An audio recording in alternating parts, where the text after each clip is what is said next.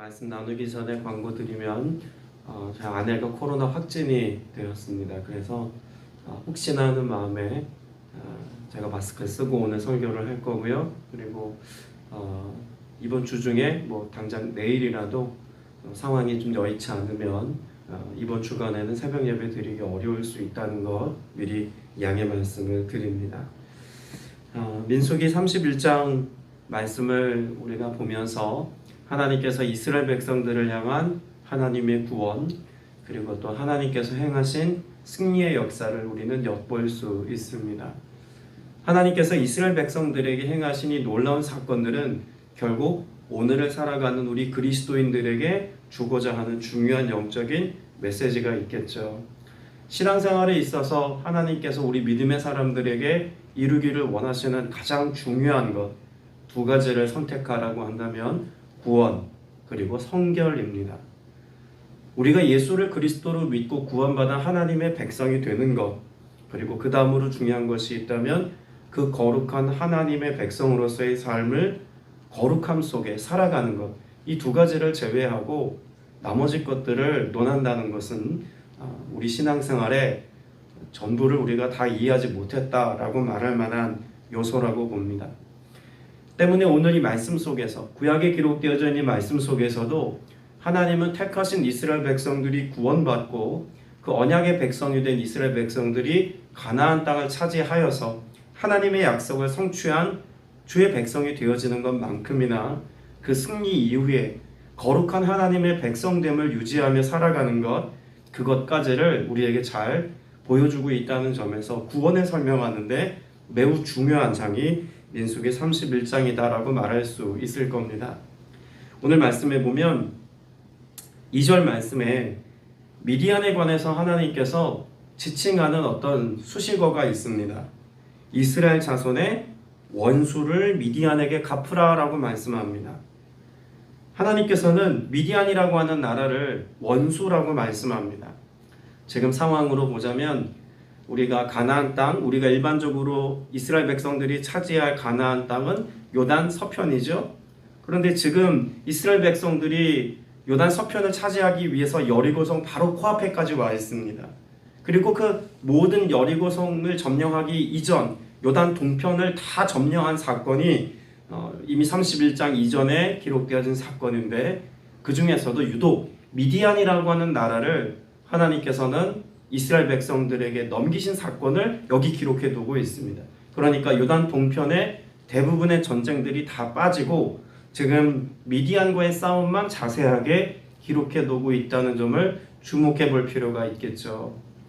왜 그러면 하나님은 미디안이라고 하는 나라를 원수라고까지 지칭하셨고, 요단 동편에 있는 여러 나라들을 정복해 왔던 많은 역사적인 사실이 있음에도 불구하고 미디안이라고 하는 나라의 그런 완벽한 패배를 하나님께서 여기 기록해 두셨을까? 31장을 대면하면서 우리는 이 질문을 던질 수 있어야 되고 여기에 대한 답을 찾아야만 합니다. 원래 미디안이라고 하는 나라는요, 족보상으로 볼 때 아브라함의 계보를 따릅니다. 그러니까 아브라함이 나중에 창세기 말씀에 보면 창세기 25장에서 후처를 얻는 내용이 기록되어져 있죠. 그두라라고 하는 후처를 얻습니다. 그 후처에게서 낳은 자녀들의 계보가 미디안 사람들입니다. 자, 그러면 엄밀한 의미로 보자면 같은 아브라함의 계보를 따르고 있다는 점에서 동족으로 보아도 전혀 손색이 없는 나라가 미디안입니다. 또 한번 생각해 볼 것이 있습니다. 모세의 처가 결국 미디안 족장의 미디안 제사장의 딸이지 않습니까? 그럼 모세 입장에서 보면 처갓집입니다. 근데 그런 미디안 족속들에 대해서 하나님이 원수라고 말씀하고 계시고, 더불어서 하나님의 원수, 이스라엘 백성들의 원수라고 말씀하신 데는 중요한 역사적인 이유가 있기 때문에 하나님이 말씀하신 거겠죠. 우리는 민수기 31장을 보고 있습니다만 이 장을 우리가 함께 묵상할 때는 반드시 민수기 25장의 말씀을 함께 보아야 합니다. 민수기 25장 사건에서 우리는 발람과 발락이 이스라엘을 저주하려고 했던 사건 이후에 이스라엘 진영 가운데 우상 숭배의 문제, 음행을 저지르는 여자들과 이스라엘 백성들의 남자들이 하나님의 거룩함을 훼손한 어떤 사건을 기록해 두고 있는 것을 이미 보았습니다. 그렇게 에돔 사람들이 이방신을 섬기는 것을 이스라엘 백성들에게 조장할 그 즈음에 이스라엘 진영 가운데 음행을 저지르는 어떤 문화가 들어올 수 있는 길을 만들어 놓은 어떤 사건을 기록해 두고 있죠. 이미 하나님께서는 그 모든 음행의 문제에 대해서 심판하고 계시고 그것 때문에 온 이스라엘 진영에 있는 사람들이 하나님의 심판 앞에 울고 있을 때 한 남자가 여자를 데리고 오는 장면이 민수기 25장에 기록되어져 있습니다. 그리고 그 여인에 대해서는 정확하고 자세하게 말씀해 두고 있죠. 다시 한번 복습하는 의미에서 보자면 민수기 25장에서 이 여인을 누구라고 지칭하고 있냐면 25장 14절 말씀을 같이 보겠습니다. 죽임을 당한 이스라엘 남자 곧 미디안 여인과 함께 죽임을 당한 자의 이름은 시므리니 살루의 아들이요 시므온인의 조상의 가문 중 한 지도자이며 죽임을 당한 미디안 여인의 이름은 고스비이니 수르의 딸이라. 수르는 미디안 백성의 한 조상의 가문의 수령이었더라. 그러면 이스라엘 진영 안까지 하나님의 거룩함을 훼손하기 위해서 들어왔던 사람이 미디안 여인이었다라고 하는 것을 기록합니다. 그리고 하나님께서는 이 문제를 해결했던 비느하스, 곧 회막 안에 들어가 있었던 이 남녀를 다 죽인 비느하스를 하나님께서 높이 세우시는 장면도 보았죠. 자, 25장 16절부터 18절까지 말씀을 같이 한번 읽어보겠습니다. 25장 16절부터 18절입니다. 여호와께서 모세에게 말씀하여 이르시되 미디안인들을 대적하여 그들을 치라. 이는 그들이 속임수로 너희를 대적하되 부올의 일과 미디안 지휘관의 딸 곧 부올의 일로 연병이 일어난 날에 죽임을 당한 그들의 자매 고스비의 사건으로 너희를 유혹하였음이라. 여러분, 이 사건으로 인해서 죽임당한 사람의 숫자가 얼마나 된다고 성경에 기록하고 있을까요?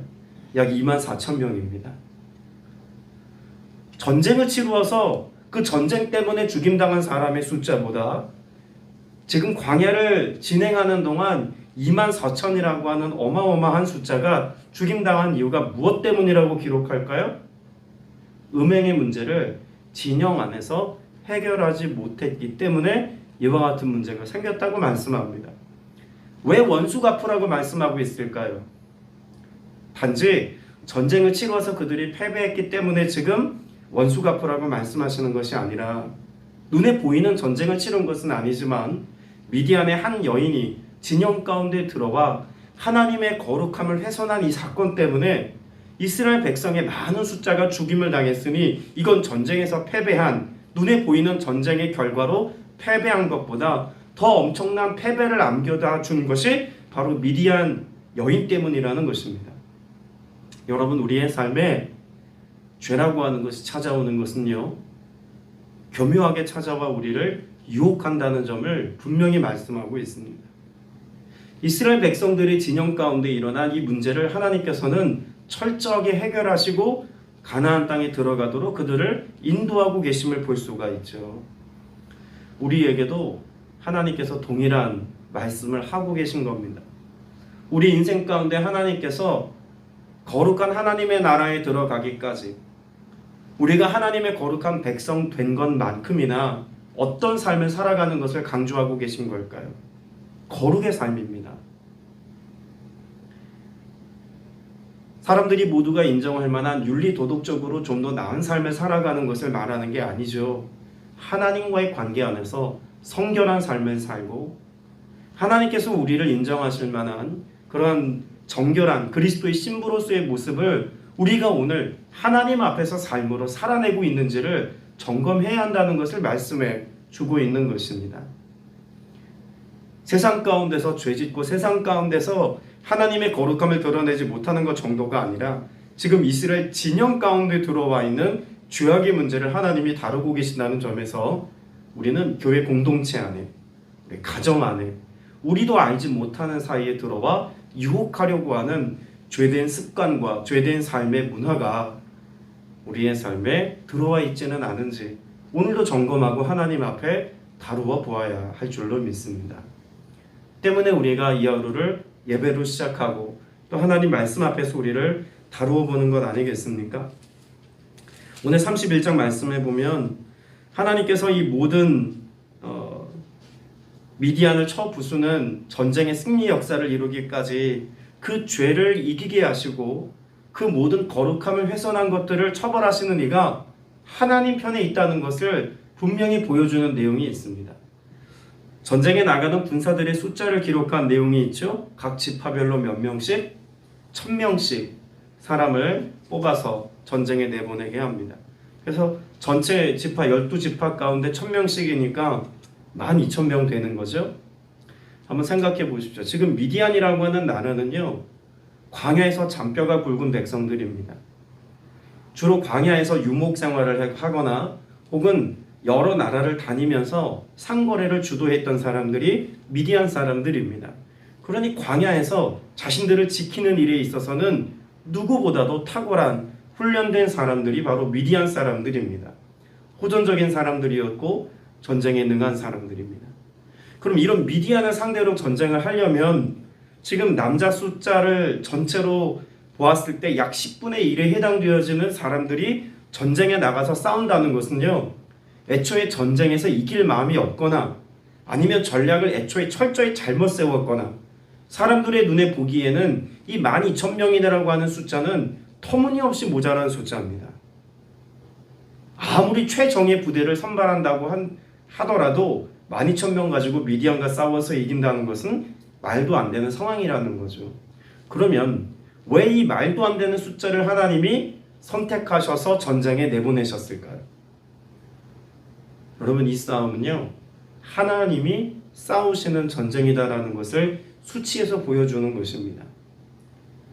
이스라엘 진영 가운데 일어난 죄악의 문제를 하나님이 다루시고 그 거룩한 삶을 살아갈 수 있도록 하나님께서 승리의 역사를 허락하실 때는 그들의 노력과 그들의 수고와 그들의 가진 무엇 가지고 거룩한 삶을 회복할 수 있는 것이 아님을 말씀하고 있는 거죠. 이건 누구에 의해서 되어지는 일입니까? 하나님에 의해서 되어질 일임을 말씀해주고 있는 것입니다.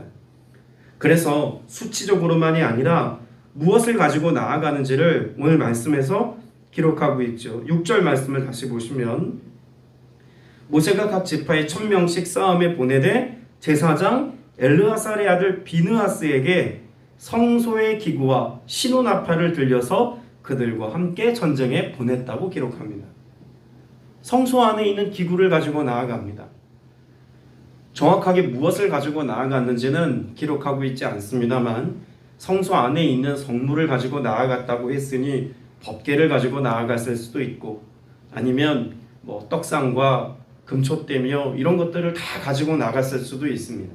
중요한 것은 그것이 무엇이었느냐가 아니라 하나님이 일으키신 이 전쟁에서 이스라엘 백성들의 손을 통해서 하나님이 승리케 하시지만 인간의 가능성으로 이루어낸 승리가 아니라 여호와의 전쟁, 이 거룩한 성전에서 하나님의 승리를 이루신 이가 곧 하나님이신 것을 드러낼 수 있도록 성물을 가지고 나아가게 하셨다는 것이 중요한 것입니다. 여러분, 우리가 스스로 거룩해질 수 있을까요? 우리가 신앙생활의 자리에서 열심히 노력하고 경건의 삶을 많이 훈련받고 우리가 남들보다 좀 더 많은 시간 영적인 삶에 투자하면 우리의 노력과 우리의 수고로움으로 거룩한 삶을 이루며 살 수 있다고 장담할 수 있을까요? 물론 그것이 충분한 도움이 될 만한 요소이기는 합니다만 거룩, 성결의 삶은 오직 하나님에 의해서 되어지는 것임을 선물로 주어지는 은혜임을 여러분들이 알고 오늘도 그 거룩한 삶을 위해서 은혜 주심을 바라고 소망하며 기도해야 할 줄로 믿습니다. 제가 자주 강조하고 있는 내용이 있죠. 예수님이 이 땅 가운데 오셔서 행하신 두 가지 중요한 사역, 예수님의 이중 사역, 제가 자주 말씀드리곤 합니다. 세례 요한의 고백을 통해서 예수님의 사역을 두 가지로 정리하지 않습니까?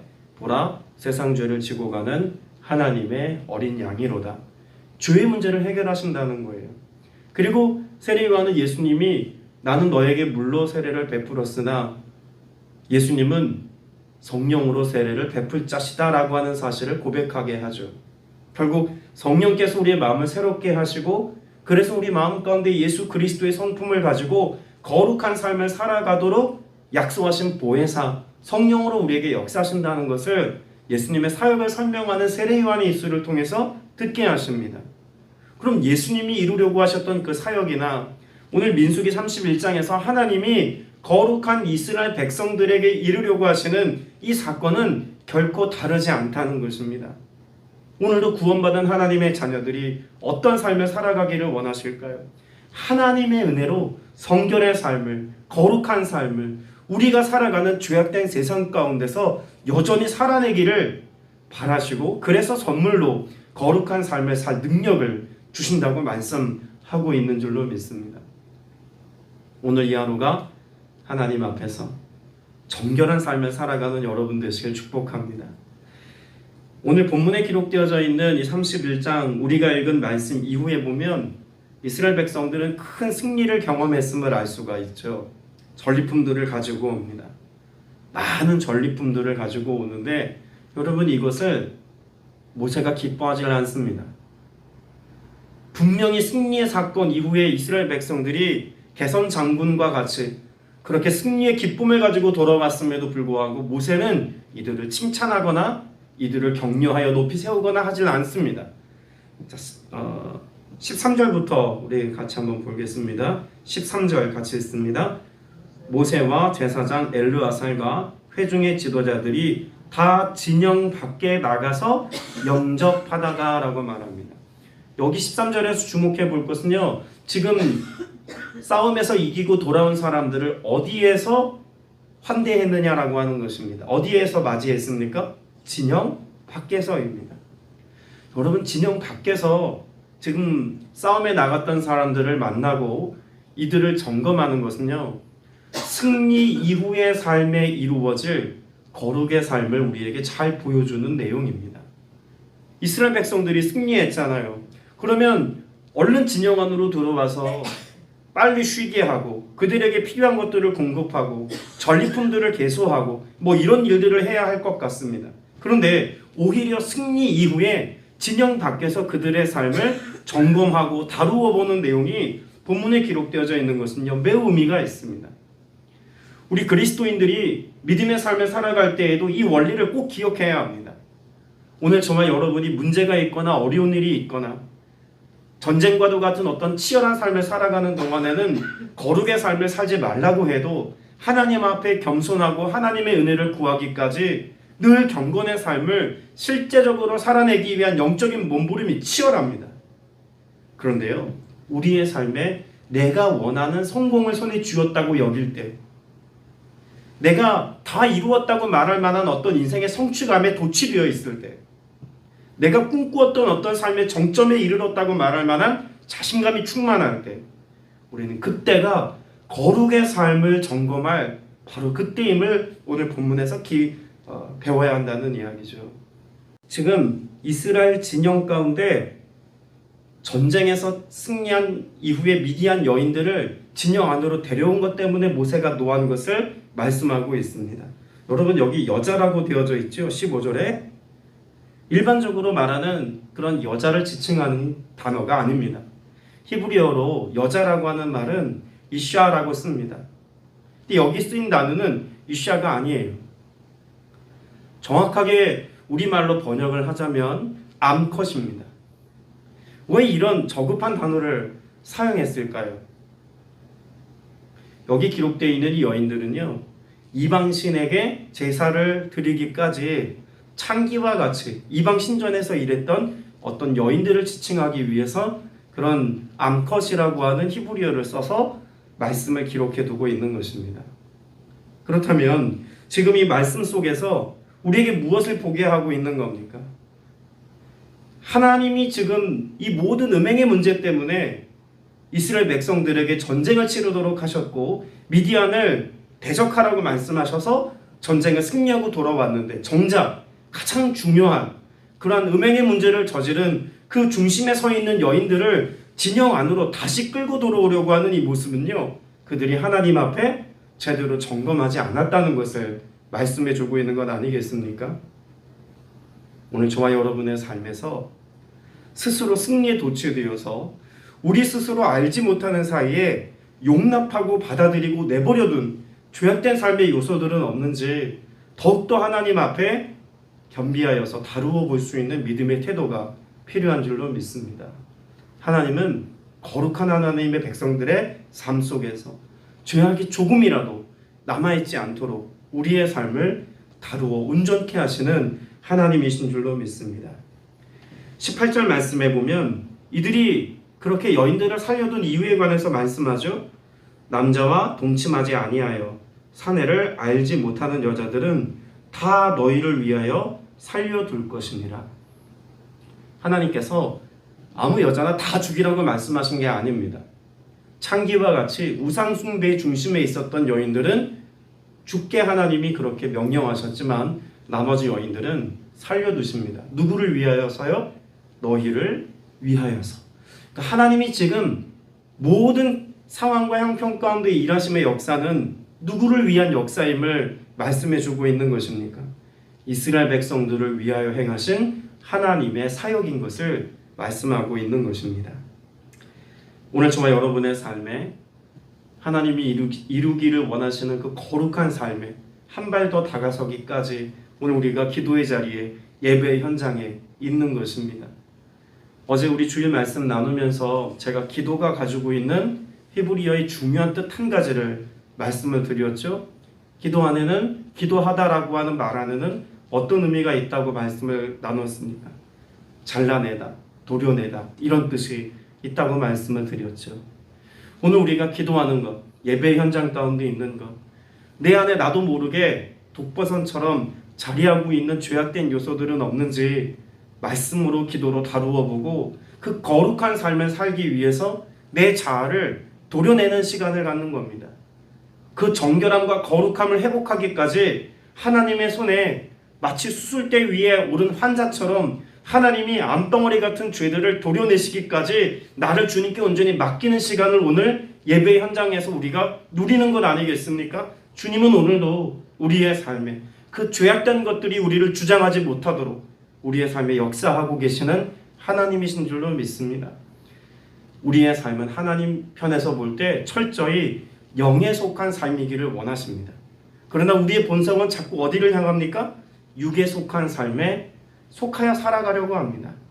때문에 오늘 말씀을 통해서 거룩을 통해 하나님이 이루시려고 하는 것은 단지 어떤 종교적인 삶을 살도록 하시기 위함이 아니라 영적인 존재가 되어서 하나님의 거룩한 백성의 삶을 살게 하시려는 하나님의 뜻과 계획이 있음을 꼭 기억하셔서 오늘도 내가 영적으로 끼어있고 그래서 하나님의 거룩한 백성이 되어 주와 동행하는 복된 삶이 되게 하여 주옵소서. 기도하시고 은혜를 누릴 수 있게 되시기를 주님의 이름으로 축복합니다. 함께 기도드리겠습니다. 은혜가 풍성하신 아버지 하나님, 오늘도 주의 은혜를 구하며 도우심을 바라며 깨어 믿음으로 함께 기도하고 주의 은혜를 누리게 하심에 감사드립니다. 성령님 친히 역사하셔서 주의 거룩함으로 우리를 다스려 주시옵고 주님의 거룩한 성품이 우리 안에 온전히 자리하기까지 더욱더 순결한 그리스도의 신부와 같은 모습으로 오늘을 살아갈 수 있도록 성령님 역사하여 주옵소서. 그 어떤 작은 죄라 할지라도 그 연약함으로 치닫게 하는 그 작은 삶의 오류라 할지라도 주님 앞에서 다루어진 바 되어서 순결한 그리스도의 신부로서의 삶을 회복하며 살아가는 모두가 되어지기를 원하오니 주의 보혈로 덮어주시옵고 성령으로 충만하게 임재하여 우리를 다스리시기까지 성령의 역사하심 속에 살아가는 믿음의 성도들 다 되게 하여 주옵소서. 오늘도 그 선한 능력으로 우리를 온전케 하실 우리 구주 예수 그리스도 이름으로 기도드렸사옵나이다. 아멘.